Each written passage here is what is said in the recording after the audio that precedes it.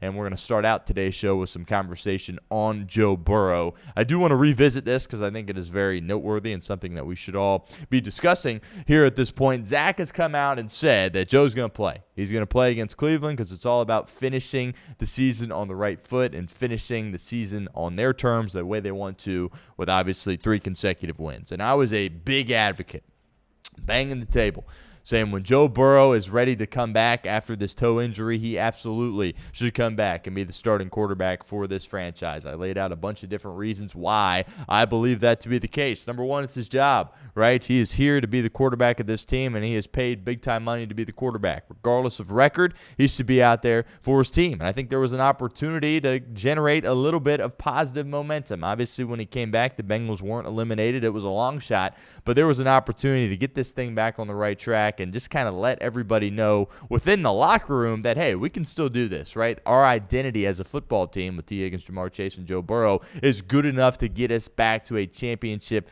level. And I think offensively, they certainly have shown that. Had the stinker against Baltimore and the frigid temperatures, kind of a one-off. Offensively, you've seen it the past 2 weeks. We understand the Dolphins are terrible. We understand the Cardinals are terrible. But seeing all 3 of those guys out there, coupling them with Chase Brown, coupling them with the best offensive line that Joe Burrow has had throughout his career, product looks pretty dang good offensively. And I think you could argue any given week the best offense in the National Football League. And there was a lot of reasons I thought he should come back. Get the positive momentum. One, it's his job, and that's what, you should do. Your best players should always play regardless of the situation you find yourselves in. Now, I said this several weeks ago that I would sit him down for the Cleveland Brown game, and I still believe that here. It's not going to happen. Zac already said he's playing. He's going to play. The starters are going to play. They're going to go try out and win this game. Now, there is some precedent here. That's not the only reason why I would sit him down, right? Teams do this. Right, you're going to see several teams do this across the NFL. Teams that are in the playoffs and don't really have much of a chance at switching their seed, you're going to see them rest some starters, and some teams that are eliminated, you're going to see them not play some of their franchise players in the final game of the year there as well. And you're kind of seeing this, right, throughout the league. Guys going on IR, right, when maybe it's not that serious of an injury, just kind of sitting them down here for the end of the year where ultimately it doesn't mean much. Now, I'm not going to get up in arms about Joe Burrow playing. This is another opportunity as a fan to sit there and watch Joe Burrow play quarterback, and you should never take that for granted if you're a Cincinnati Bengals fan. Regardless of all the turmoil and incompetence that surrounds this organization, getting to watch 9 go out there and play the quarterback position is a privilege. And it's something we shouldn't take lightly, and it's something we should be fired up about each and every week, regardless of this team being eliminated from the playoffs or not.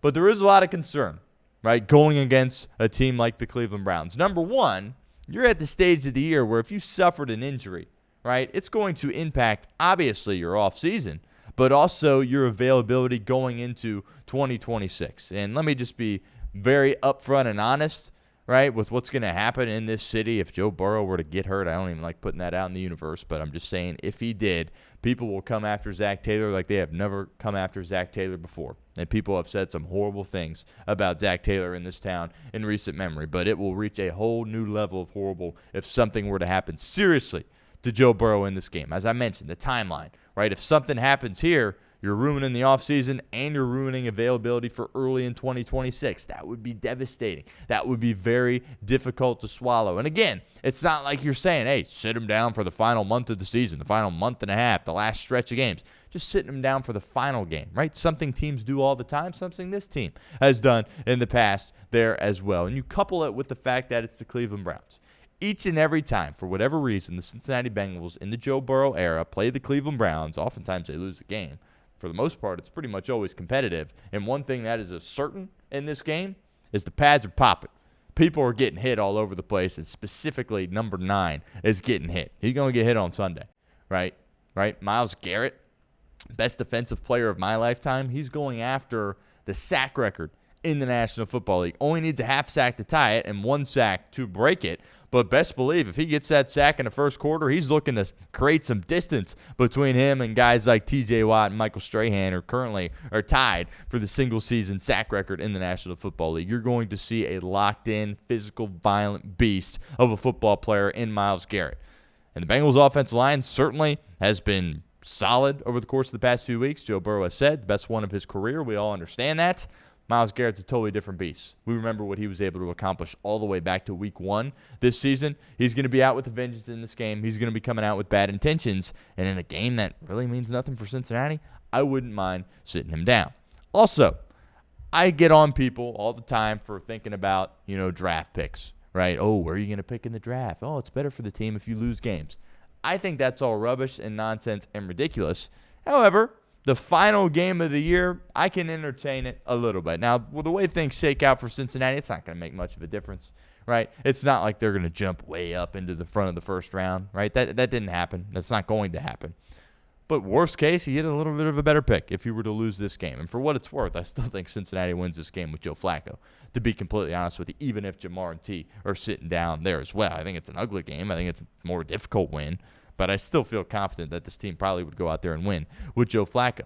But some people will say that, oh, you're changing your mind. That's ridiculous for someone that was banging the table. It's a little bit different here. It's the final game of the year. It's not the final month and a half plus of the year, right? And I came on here and I said you can't play scared, right? And maybe I'm contradicting myself a little bit. I'm a little bit scared of Myles Garrett.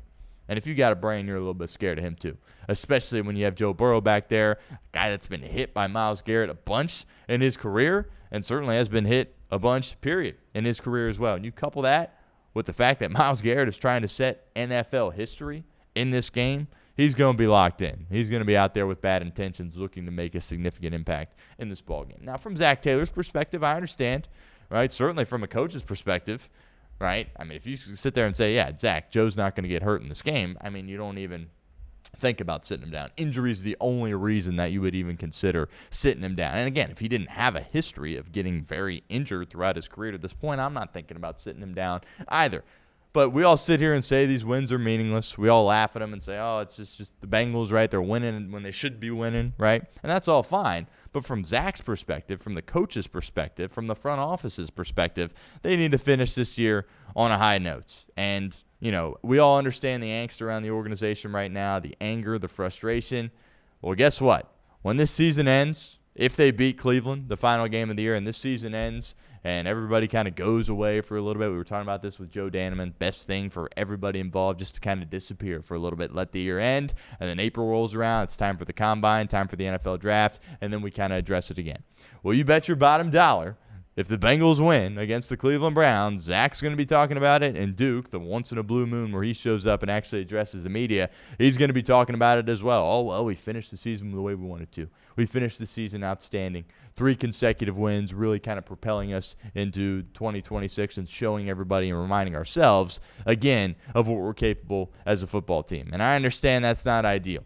And something I'm going to talk about with Jason Williams here in a couple of minutes is if he's worried about this team saying, you know what, let's just kind of run it back, right? We were able to produce at the end of the year. We won some games. This is what it looks like when Joe Burrow's out there. Yeah, let's bring everybody back. Demetrius Knight, Barrett Carter, you guys want to start next year? Come on back, right? Jordan Battle, right? We picked you a couple of years ago in the draft in the 3rd round. You're not an all-league type of guy, right? But you're in a spot where it's like, we'll get you out there and we'll let you start again for this football team. So I'm a little bit worried about that, and I'm going to ask Jason Williams some of those questions when he pops on with us here in a couple of minutes. But my stance on the Joe Burrow thing is I think it's okay if you sit him down for the final game of the year. I wouldn't mind, right, to sit him down and say, you know what, it's the last game, doesn't really mean anything. It's a ferocious defense. They've hit you a ton in your career. Myles Garrett, he's an incredible player. Let's just sit down, right? You came back. You gave us all you had. It was outstanding. You played really great. Still came up short as a team. But we'll sit you down, and we'll get you ready for 2026. That's not going to happen. He's going to be out there playing with this team. And, with him out there, again, I'm not up in arms about this. I don't think it's the end of the world that he's going to be out there. But just understand that if something were to happen to number 9 in this game, it would be a travesty, and it would be absolutely devastating. So I was always in on Joe Burrow playing when he was ready to come back. But this week, final week of the year, there's some precedent. Teams around the league do it. We understand this. Maybe you sit him down for this game. Don't have to worry about Myles Garrett. You watch this one from the sideline and kind of go from there. But obviously that is not going to be what's happening for Joe Burrow, as he will be out there against the Cleveland Browns. And we'll see if the Bengals can put things together and ultimately have a big-time win against Cleveland to end the year with 3 consecutive wins. But we'll all have a close eye on that and see if ultimately that ends up becoming true or not.